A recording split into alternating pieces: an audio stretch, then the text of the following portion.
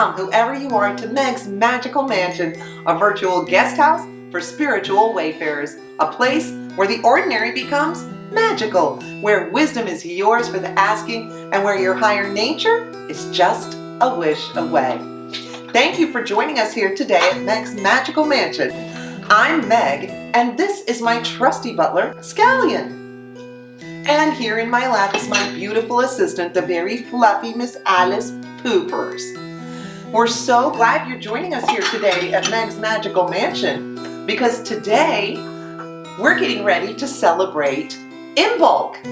It is the next sabbat on the Pagan Wheel of the year, and Scallion and I and the whole gang at the mansion are very excited because it's one of our favorite holidays, isn't it? It's fantastic. What's your favorite part about Imbolc, Scallion? My favorite part is burning last year's St. Brigid Cross. We'll be doing that soon, and we'll show you how to make a St. Brigid Cross, and we'll be telling you all about why Bridget, or Goddess Brigid, if you want to really take it back, is an important symbol at Imbolc. So we'll be making Brigid crosses, we'll be showing you some of the history of Imbolc, and stick around, you never know, we might give something away. I love that.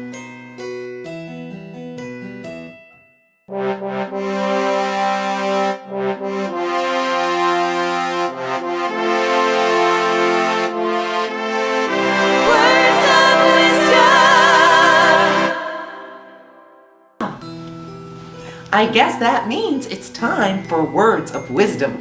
And today our words of wisdom come to us from Johann Wolfgang von Goethe. So let's sit back and relax and hear some special words of wisdom that will help us get ready to welcome the spring. Next Year's Spring by Johann Wolfgang von Goethe. The bed of flowers loosens mane, the beauteous snowdrops droop o'er the plain.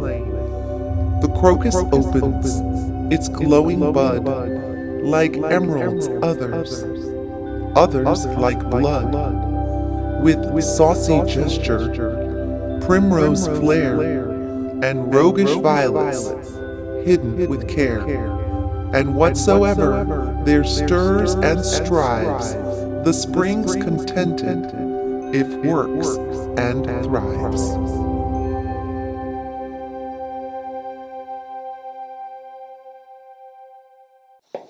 Oh my goodness, wasn't that a lovely poem about the awakening of spring, Miss Poopers? I really enjoyed that. Well, Imbolc is here, and it's actually one of my favorite holidays on the Pagan Wheel of the year. It is one of our fire festivals. It falls between the winter solstice and the spring equinox, so between Yule and Ostara. And I really love Imbolc. It's actually one of my very favorite holidays on the Pagan Wheel of the year, and I think it's one that gets a little bit overlooked. But it's a lot of fun, it has a lot of great traditions, and of course, it has the most beautiful of all, the Goddess Brigid, overseeing all the fun. So you just can't go wrong. So, we do a lot of fun things around here when it's time for Imbolc. It's a holiday of first milk, the first signs of spring, so a lot of firsts. It's when you're celebrating seeing flowers like snowdrops and daffodils and those first flowers that pop their head through the snow, all you people up north. I like to just imagine those here in Florida. But that is a part of it, and it is also a time to release. It's a good holiday for releasing a lot of things that you want to let go as we're ending out the darkness of winter. So I use it as it's a good time to just let stuff go, clean out your house, organize cabinets. It's a very good holiday for all of those types of things, because it's kind of a holiday of hearth and home. And our goddess Brigid, of course, is the goddess of hearth and home. I do usually have a bonfire. This year, I think I'm just going to do a private bonfire. Just me, and have a little private time. But I will be burning this cedar wreath that I was wearing at Yule. It's super dried out right now. It's just almost ready to fall apart. So I'm going to be putting that in the fire. I'm going to be doing some other ceremonies with the Brigid Cross. We're going to talk about the Brigid Cross a little bit later. And also at this time, we talk a lot about the Goddess Brigid. And Brigid dolls are a big part of the holiday. This is one of my little baby ones that I made. Gave her some red hair because the Goddess Brigid is known for her flaming auburn hair. So dolls are a big part of it. There's a lot of traditions that involve things like, kids making Brigid dolls, and there's like a whole little thing where kids would tuck their Brigid dolls into a little bed at night, a little doll bed. So I have a Brigid doll here, and I made her a little bed, and I'm just going to, so there was a whole thing about having the kids tuck the Brigid dolls in their beds. So a lot of fun traditions. I'm a kid at heart, so I have to have a little doll. Yes, I still color too. And I play with dolls. Yes, I do. But today I would like to talk to you about what I think personally for me is the most important aspect of Imbolc, and that is Brigid. So today I want to talk about 3 different versions that we can see of Brigid. The first one is the original Brigid, the Goddess Brigid, the Irish Celtic goddess, patroness of healing, poetry, magicians, smith crafting, which if you don't know what that is like, the forge and the fire and the making the things out of metal smithing. She is the vision of light. She is inspiration to all, and she is associated with all skills that pertain to fire. She is the goddess of fire. She's been called the mistress of the Mantle, sometimes seen as a sister or virgin figure as part of the great goddess, but sometimes portrayed as a wife and mother. Often associated with cows and milk and dairy. She is the goddess of hearth and home. She represents the fire within your own heart and the fire of inspiration. She is associated with sacred waters and sacred wells. And in Celtic pagan Ireland, she was a very powerful goddess of abundance. When Christianity moved into Ireland, I think the Catholic Church realized very quickly that the best way to handle somebody as powerful as Brigid was to incorporate her in. I do believe that is just what happened. I'm not saying you have to believe that, but some facts about Saint Brigid. Saint Brigid was born around 450 to live till about 525 AD. She was actually ordained by Saint Patrick. She was one of the first generation Christians, apparently, having had her parents had been converted. I heard one report maybe Saint Patrick converted her, but most of the stories I've heard said Saint Patrick ordained her and perhaps even ordained her as a priest. So she may be the only female priest in the Catholic Church. She is famous for having built an abbey for all women in Kildare, and she is also associated with Sacred Water's holy wells. So there are a lot of similarities between Saint Brigid and Goddess Brigid. Saint Brigid has a lot of stories about her miracles that she performed that have to do a lot with milk and butter. For example, a story when she was a young girl and she gave away her family's milk and butter to poor people, and her mom was angry and upset, but then miraculously it was all replaced and then some. Really, she could turn water into beer. Sounds like a pretty cool nun to me. We also see associated with both Brigid the goddess and Brigid the saint, the cross, the Brigid Cross, which in Christianity, of course, represents the crucifixion of Christ. In paganism, that kind of Celtic cross can represent the intersection of the two roads, the roads of light and dark. Now, all of this has transpired, but we have yet a third iteration of Brigid to come, because as Saint Brigid becomes a part of Catholicism, let's fast forward to the 1600s and 1700s, to one of the darkest times in humanity, the transatlantic slave trade in the Caribbean from Africa to the Americas.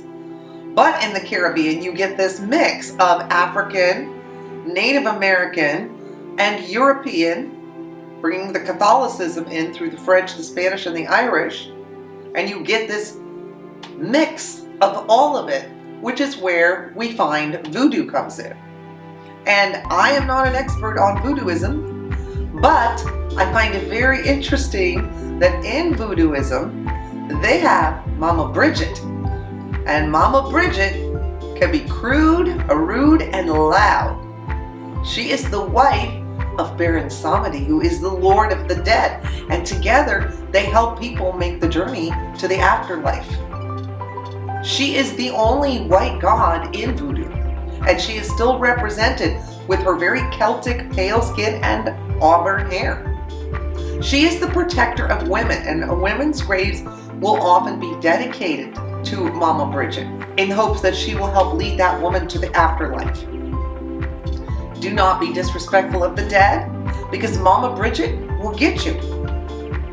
And in areas of love, women often turn to Mama Brigid to help keep their partner faithful, or if their partner has cheated, they might ask Mama Brigid to bring her wrath down on that rascal. So, I find it very interesting to see how the influence of Brigid has spread all over the world.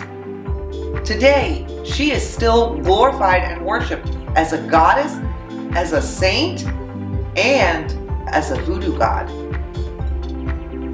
So she must pack a pretty powerful punch, that Brigid. So our giveaway this week is going to be the set of 3. I'm going to give all 3 to one person. They need to stay together because they represent the different attributes of Brigid. So I have 3 beautiful prints. They come from the artist Helen Mask. So all of these will be up for grabs, so stick around. I'm going to tell you later in the episode how you can win this set of 3 beautiful Brigid prints from Helen Mask. That is one prize that you might be able to win this week in our giveaway. Our other giveaway this week is the book Brigid's Mantle, a Celtic dialogue between pagan and Christian.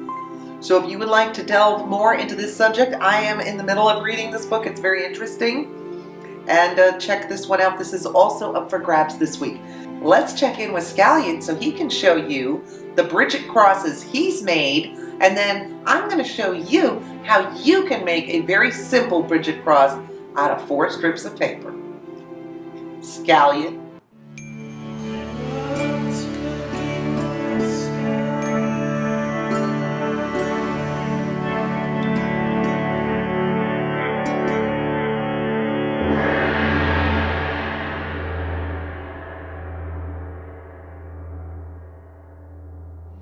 Scallion here. Today Meg is going to show you how to make a simple St. Brigid's cross. Last year I made this one. Meg hung it up for display, and this year it's going to get burned in the fire. For this year I made 2 different St. Brigid's crosses, one with dried reeds and one with green reeds. This is a 16-piece St. Brigid's cross for this year, which will be burned in the fire next year. And this is a different version. I tried it a little different, but it looks very nice. This was made out of green palm fronds, since we're in Florida. And now, let's check in with Meg.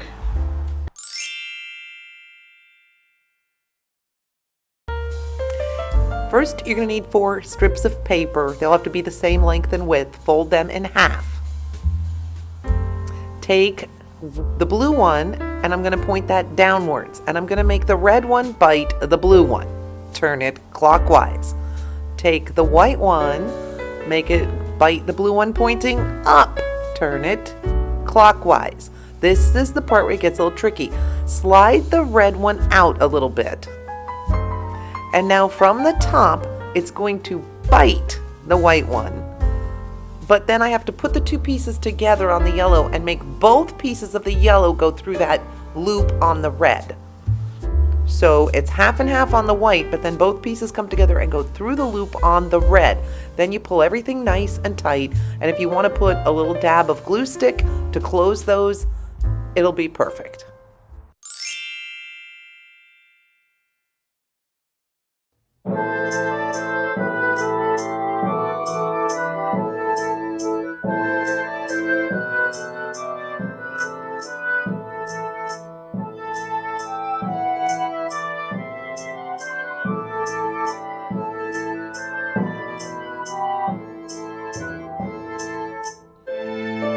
Hail, Brigid, keeper of the forge, she who shapes the world itself with fire, she who ignites the spark of passion in the poets, she who leads the clans with a warrior's cry, she who is the bride of the islands and who leads the fight for freedom.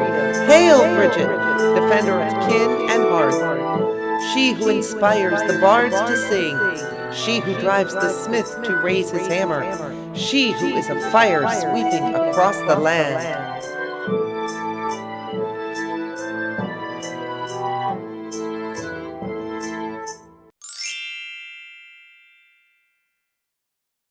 Well, I hope you saw how quick and easy it is to make Brigid crosses out of paper. You can make tons of those things. Scallion made a whole bunch out of rice paper. And I'm going to use one of these rice paper Brigid crosses later when I go out to the bonfire, because you can really write things you want to release on here, and rice paper burns really, really quickly and easily in the fire. Plus, of course, I still got to throw this. I got to throw this guy in the fire too, because it's falling apart.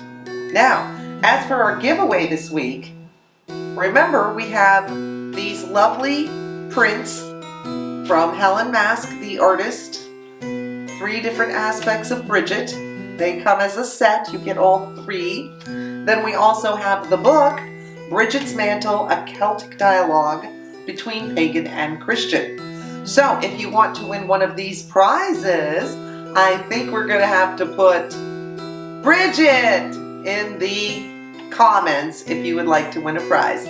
So we will put Brigid in the comments down below, and you will be entered to win one of our 2 prizes this week. And if you live in the Southern Hemisphere and you're celebrating Lammas, I'm going to link this one up at the end of the episode for you. Happy Lammas! Now, remember, in the words of Buddha, 1,000 candles can be lit from a single candle, and the life of the candle will not be shortened. Happiness never decreases by being shared. So thank you for sharing your time and energy with us here today at Meg's Magical Mansion. Hey, if you had a good time, don't forget to like, share, subscribe, ring the bell, and we can let you know when we post new episodes.